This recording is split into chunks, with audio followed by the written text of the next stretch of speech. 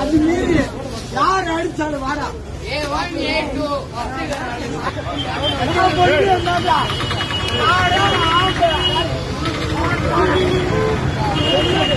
Auto பிடிக்க டக்குன்னு நம்ம தான் பிடிக்கணும். டக்குன்னு ஒரு ஆட்டோ பிடிக்கும் பூரா வேடிக்கை பார்த்துக்கணும். அப்படியே அவர் ஒரு ஆள் சமாளிச்சுக்கல. டக்குன்னு ஒரு வண்டியை பிடிக்கணும்.